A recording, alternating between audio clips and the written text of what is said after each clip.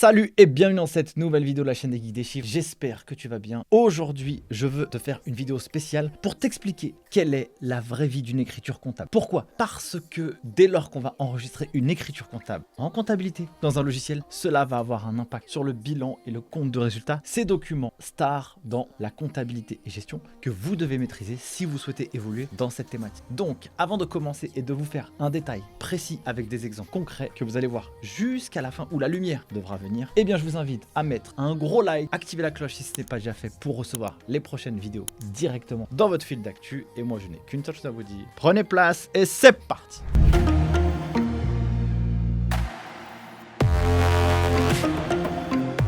Alors la vraie vie d'une écriture comptable, on va commencer par une première chose. On va regarder un compte de résultat et un bilan vierge de toute histoire. Commençons à regarder ici. J'ai fait un petit exemple où vous avez à l'écran un bilan comptable. D'un côté, vous avez la partie actif du bilan et de l'autre, vous avez la partie passif. Pour rappel, actif, c'est ce que l'entreprise possède, passif, ce que l'entreprise doit. Le bilan, c'est le patrimoine de l'entreprise. À l'écran, vous avez une histoire qui est racontée. On peut voir que ici, l'entreprise a du capital social qui est ou dans des disponibilités. En compta, rappelez-vous, le principe de la partie double, le débit est égal au crédit. Je dois toujours respecter l'équilibre entre les deux parties. Dans cet exemple, vous avez à l'écran un bilan qui dit que vous avez un capital social et ce capital social, il est parti où? En disponibilité. Je vous montre maintenant le compte de résultat. Nous considérons que nous n'avons rien fait dans notre exercice comptable en termes d'activité. On n'a pas vendu, on n'a pas acheté. Commençons à raconter une première histoire avec une écriture comptable. Imaginons que vous avez une activité de négoce, achat-revente. Donc vous achetez des casquettes pour revendre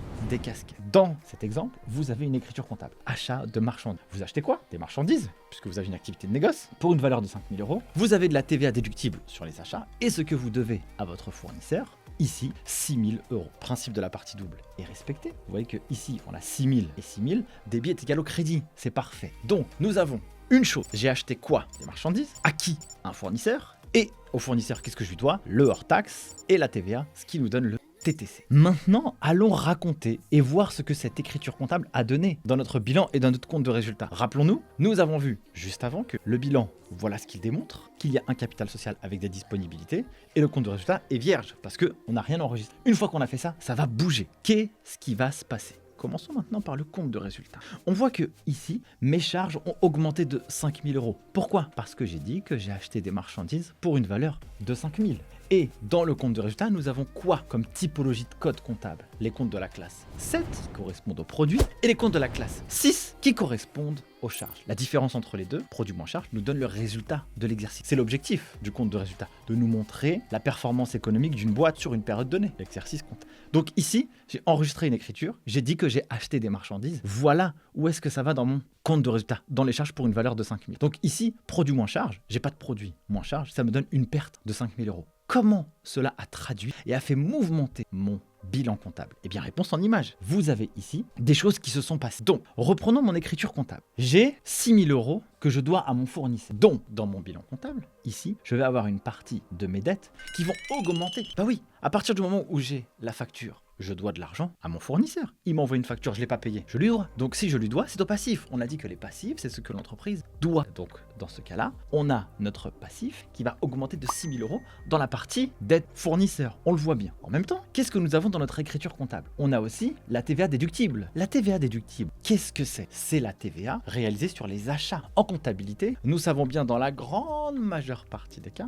que lorsque vous avez de la TVA sur un achat, eh bien l'État vous doit cette TVA. Si vous n'avez pas de TVA collectée en face, si on reste uniquement focalisé là-dessus, alors l'État va vous devoir 1 000 €. Et donc là, c'est l'information qu'on a ici dans notre bilan comptable. Vous avez des créances. Les créances, ce sont ce que les autres vous doivent. Donc vous avez les créances clients dans le bilan comptable, mais aussi les autres créances. Dans ce cas, l'État vous doit 1 000 € qui correspond à la TVA déductible. Oui, mais le principe, si je ne restais que là-dessus, le principe général de l'équilibre du bilan comptable n'est pas respecté. Qu'est-ce que l'on va faire pour respecter cet équilibre? Eh bien, on va aller reporter le résultat du compte de résultat dans le bilan, qui va venir ici, dans le résultat de l'exercice. Et nous voyons que notre résultat est déficitaire, de moins 5 000. Il va venir se reporter ici. Voilà comment une écriture comptable à mouvementer les documents de synthèse. En ayant cette logique-là, vous mettez un point extrêmement puissant dans votre capacité d'analyse,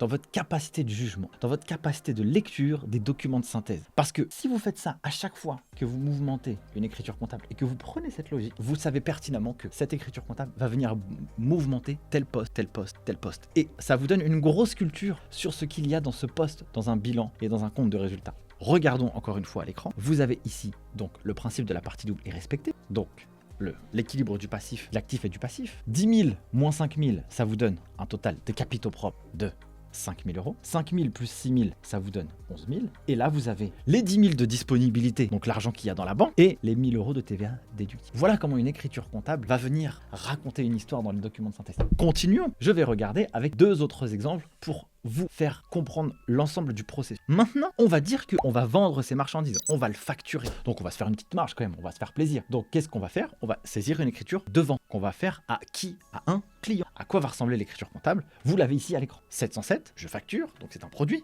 pour 18 500. Lorsque je facture, je vais avoir de la TVA collectée. Donc la TVA collectée, c'est la TVA que moi, entreprise, je dois. Et vous avez votre facture client pour 22 200 qui correspond à la TVA hors taxe plus le TTC. Et donc ça vous donne 22 200.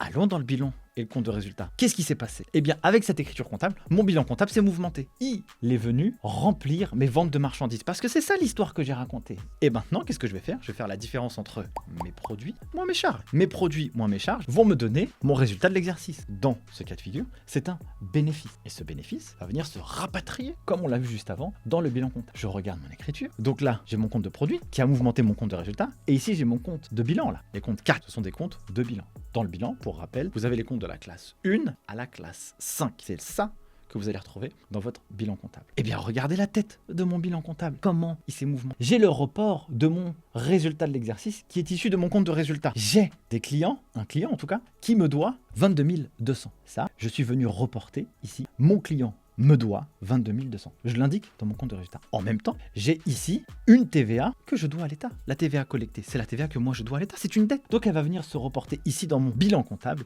dans la partie dette fiscale et sociale. Voilà comment cette deuxième écriture comptable vient mouvementer le bilan et le compte de résultat. Et donc, si on fait le calcul, 22 000, je vais faire avec vous. Calculatrice, où es-tu? Calculatrice, ami du comptable à tout va. Ad vitam aeternam, comme dirait l'autre. 22 200 plus 1000 plus 10 000, ça nous donne 33 200. Les 22 200 sont la créance client, ce que le client me doit. Les 1000 euros ici, c'est la TVA déductible de ma facture d'achat avant. Et dans les dispos, c'est la trésorerie issue de mon capital social du départ. En face, qu'est-ce que j'ai? J'ai mon capital social de départ, les 10 000. J'ai le report de mon résultat de l'exercice, qui est issu de mon compte de résultat, mes chers amis. Et j'ai ma dette fournisseur, que je te fais, dans mon écriture présente, et j'ai ma TVA collectée. Donc, si je fais mon petit contrôle, alors je fais moins 10 000, moins 13 500, moins 6 000, hop là, moins les dettes fournisseurs, moins 3 700 est égal à 0. Donc, mon actif et mon passif sont équilibré. Voilà comment cette deuxième écriture comptable vient mouvementer les comptes de l'entreprise. Et donc vous voyez que quand vous avez cette logique d'écriture comptable, pour aller diagnostiquer des documents de synthèse, c'est beaucoup plus simple parce que vous savez ce qu'il s'y cache derrière. C'est pas obligatoire, il y a des financiers qui savent bien analyser les comptes d'une boîte sans avoir besoin de faire ça. Mais par contre, quand on est issu de la comptabilité, on a une pertinence dans le diagnostic et même une pertinence pour voir s'il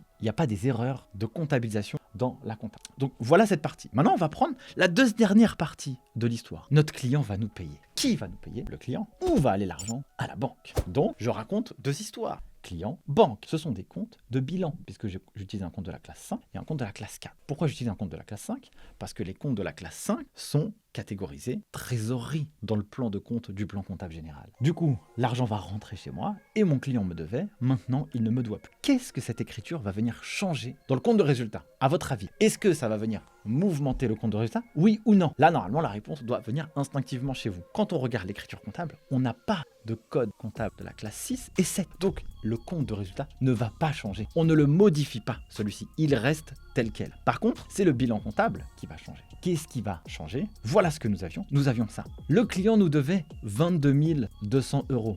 Quand il nous a payé, il ne nous doit plus. Donc ça s'en va, ça s'échappe. Oui, mais il faut un équilibre. Donc l'équilibre, c'est quoi? C'est que l'argent, il est parti où? Il est parti dans la banque. Et donc, dans la banque, eh bien, ce qui se passe, c'est que nous avions en banque 10 000 euros, eh bien, nous avons 10 000 euros plus 22 200 maintenant. Voilà, ça nous donne 32 200. Et donc, ici, ça n'a pas changé. Voilà comment les écritures comptables viennent faire varier les documents de synthèse, le bilan, le compte de résultat. Donc, lorsque vous travaillez en comptabilité ou que vous allez travailler en comptabilité, quand on vous dit c'est l'expert comptable qui fait le bilan, c'est le directeur financier qui fait le bilan, sachez que dès lors que vous mettez une écriture comptable dans la machine, eh bien, cette action va venir contribuer à réaliser le bilan, en tout cas raconter l'histoire des flux financiers de l'entreprise. Voilà pour cette vidéo, j'espère qu'elle vous aura plu. Mille merci de l'avoir suivi jusqu'à maintenant. Si vous en voulez d'autres, eh bien faites-le moi savoir en commentaire ou avec un gros like, comme ça je saurai que vous avez envie. Et si vous souhaitez acquérir les compétences des meilleurs diplômes de la filière de l'expertise comptable, je vous donne rendez-vous sur le site internet lesgeeksdeschiffres.com. Nous avons formé en 2 ans et demi plus de 6000 personnes à préparer le diplôme de comptabilité et gestion de niveau Bac+3.